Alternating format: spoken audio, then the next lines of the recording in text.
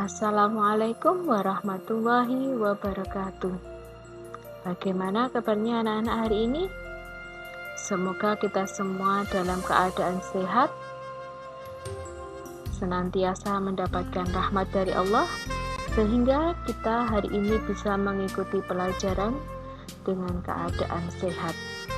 Tentunya Bu Guru harap semangat kalian tetap luar biasa untuk mengikuti pelajaran.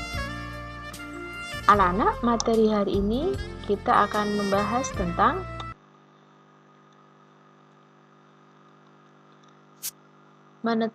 menempatkan bacaan gharib dalam Al-Quran, membentuk sikap cermat. Bacaan gharib dalam Al-Quran yang akan kita bahas yaitu tentang bacaan imalah, ismam, tashil, naql, mad, dan qasar. Peta kompetensi yang harus kalian miliki. Kompetensi yang harus anak-anak miliki setelah mempelajari ini, dari sikap spiritual, anak-anak dapat menyimak bacaan Al-Quran dengan hikmat. Untuk kemudian membiasakan membaca Al-Quran dengan tartil sesuai dengan tajwid. Kemudian dari sikap sosial, anak-anak dapat menampilkan sikap cermat dalam kehidupan sehari-hari, serta membiasakan bersikap cermat dalam kehidupan sehari-hari. Dalam aspek pengetahuan, anak-anak diharapkan mempunyai kemampuan untuk menjelaskan pengertian bacaan gharib, mengidentifikasi bacaan gharib, mendeskripsikan cara membaca bacaan gharib, menganalisis bacaan gharib, dan membandingkan bacaan gharib. Sedangkan dalam aspek keterampilan, anak-anak diharapkan mampu menguasai atau dapat mendemonstrasikan bacaan gharib, menyimak bacaan gharib, dan menerapkan bacaan gharib. Nah, apa saja dari bacaan gharib tersebut? Mari kita bahas dalam video atau pembelajaran hari ini. Pengertiannya, gharib adalah sesuatu yang perlu penjelasan khusus karena samarnya pembahasan atau karena rumitnya permasalahan baik dari segi huruf, lafal, arti maupun pemahaman yang terdapat di dalam Al-Quran. Jadi, bacaan gharib ini adalah bacaan yang istilahnya khusus.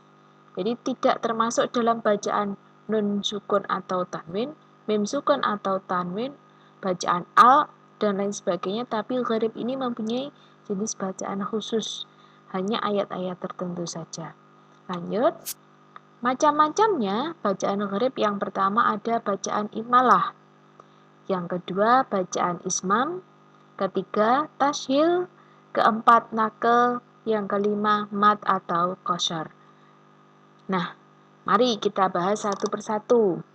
Kita mulai dari bacaan imalah. Apa sih bacaan imalah itu? Secara bahasa, imalah artinya adalah condong atau miring. Sedangkan secara istilah, dapat diartikan mencondongkan bacaan harokat fathah pada harokat kasroh sekitar 2/3-nya. Jadi tidak full dibaca kasroh. Jadi antara fathah dan kasroh. Yang kedua, memiringkan bacaan fathah ke arah bacaan kasroh atau memiringkan bacaan alif ke arah ya. Nah, bagaimana prakteknya? Nanti kita akan tahu.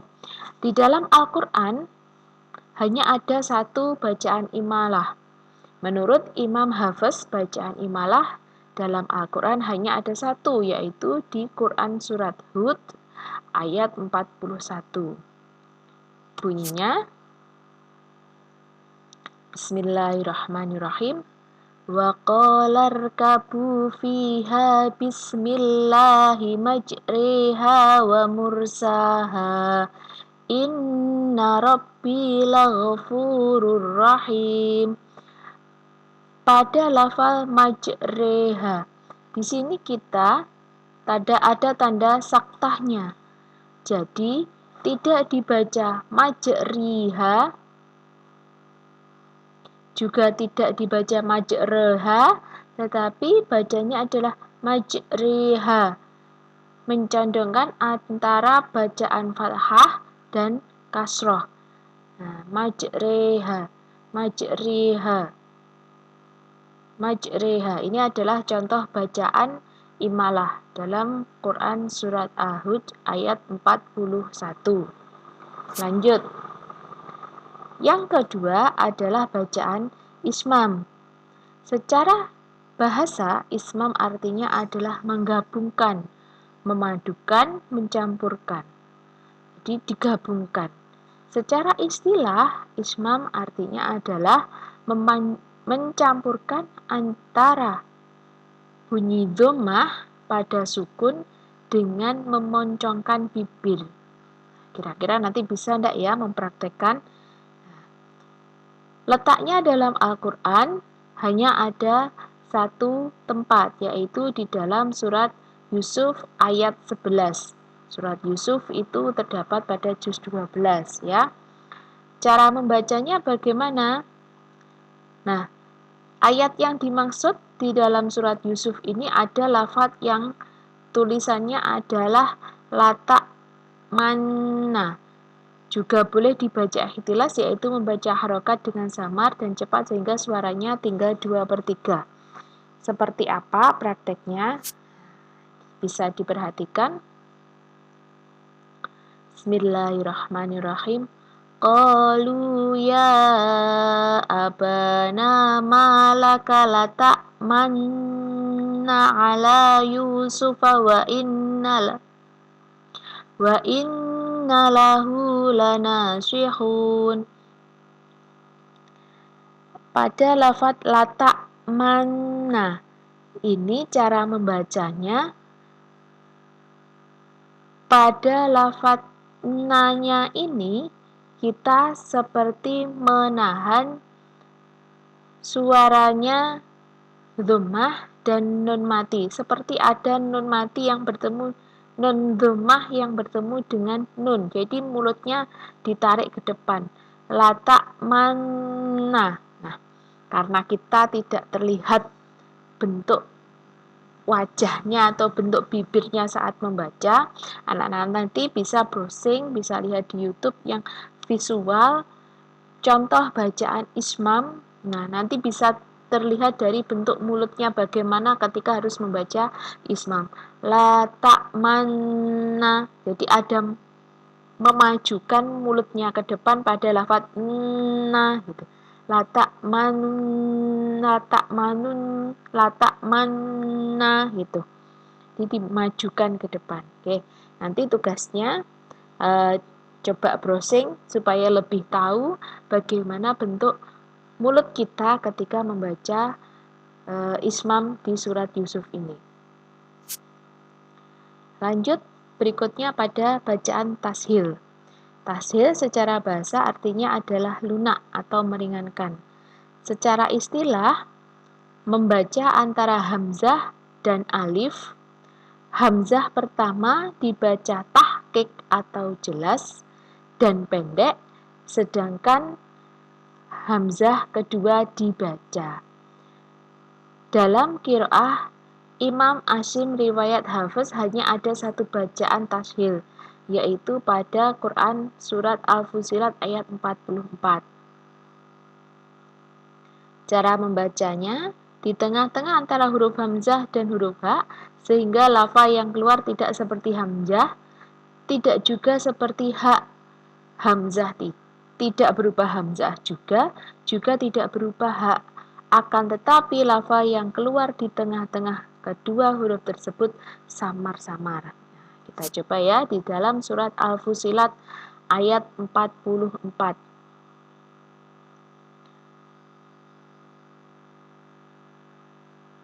Bismillahirrahmanirrahim.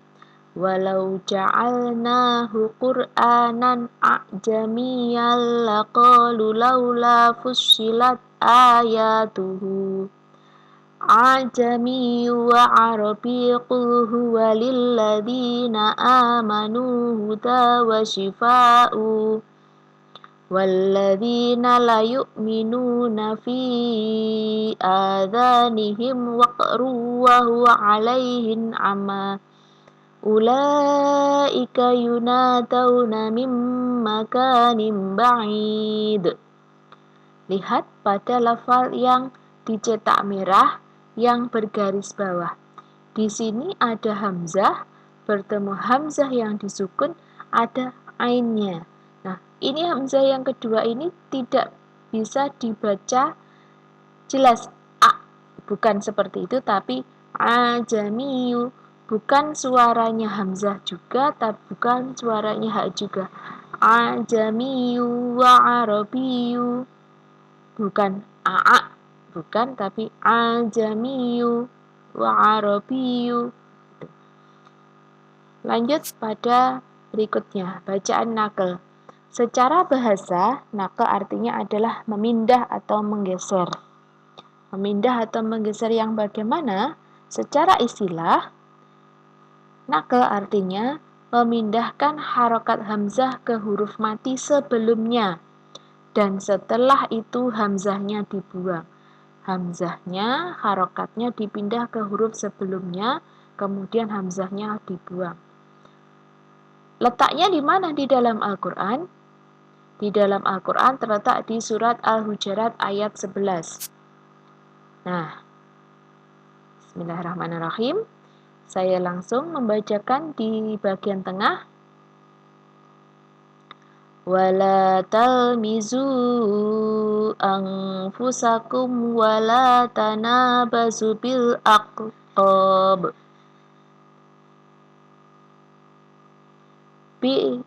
Bi'salismul fusuqu ba'dal iman. Nah, anak-anak perhatikan pada lafal yang berwarna merah. Jika dilihat, tulisannya adalah bi'sal ismu. Bi'sal ismu. Padahal tadi ketentuannya adalah bacaan nakal memindahkan harokatnya hamzah, dipindahkan ke huruf yang sebelumnya, berarti dipindahkan ke huruf lam, kemudian hamzahnya dibuang. Jadi, cara membacanya adalah bi'salismu. Lihat ya, tulisannya adalah bi'salismu. Ketentuan bacaan nakal adalah harokatnya hamzah dipindah ke huruf sebelumnya, berarti sebelum hamzah adalah huruf lam. Kemudian hamzah yang berharokat tadi dibuang. Bacanya adalah bi'salismu. Bi'salismu. Jelas ya anak-anak ya? Lanjut berikutnya pada bacaan mat atau qasr. Bacaan mat dan qasr, mat secara garis besar, secara umum kita biasanya sudah mempelajari mat artinya adalah memanjangkan dan qasr adalah memendekkan. Jadi mat dan qasr ini adalah membaca panjang dan membaca pendek pada bacaan Al-Quran. Nah, mengapa harus ada mat dan harus ada qasr? Permasalahannya adalah permasalahan mat dan qasr ini timbul karena kekeliruan dalam bacaan Al-Quran yang dimatkan atau yang harusnya dipanjangkan atau dikosarkan, dipendekkan pada kata-kata tertentu. Seperti bacaan mat yang dibaca qasr atau sebaliknya, yaitu bacaan qasr yang dibaca mat. Bacaan panjang dibaca pendek atau bacaan pendek yang dipanjangkan. Nah, sini kita lihat bisa pada peta pembagian hukum bacaan mat. Ini sudah kita pelajari dulu di kelas 8. Hukum mat.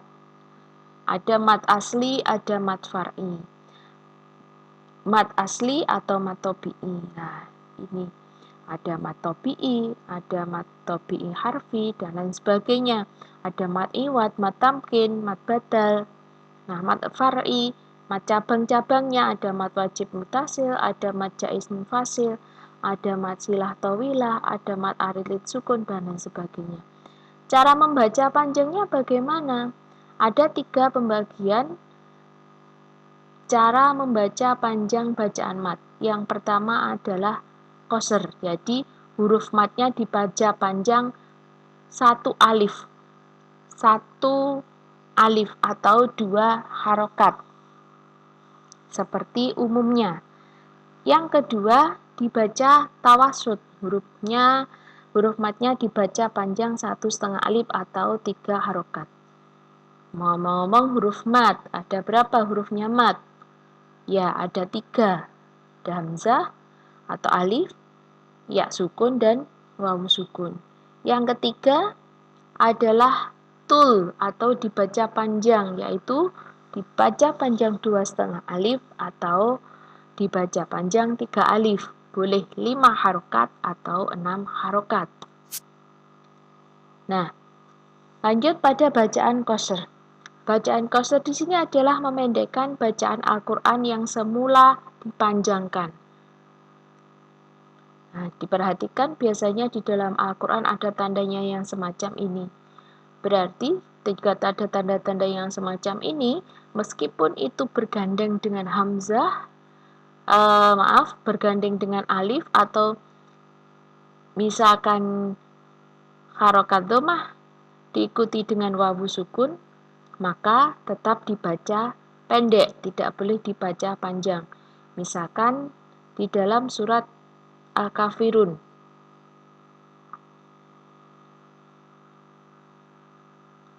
Wala ana abidum ma'abattum. Kalau kita lihat tulisannya, ana. Sejatinya kalau kita hanya melihat tulisan saja, loh, bu itu kan harusnya dibaca panjang 2 harokat. Tapi, karena ini adalah bacaan qasr, maka wala ana abidum ma'abattum. Ananya dibaca 1 ketukan. Nah, di beberapa surat ada contoh-contohnya, bisa anak pelajari.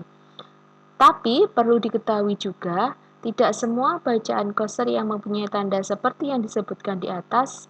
Masih banyak lagi juga bacaan qasr dalam Al-Quran sebagaimana bacaan yang lazim digunakan Imam Hafiz.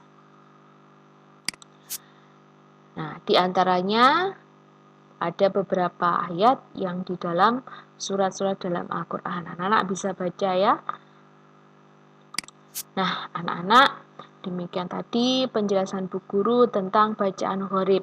Ada imalah, ada ismam, ada tashil, naql, mat, atau qasr.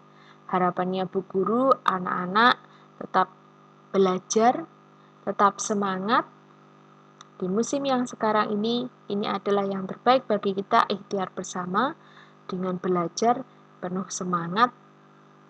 Meskipun kita tidak bertemu langsung, semoga ilmunya bisa bermanfaat.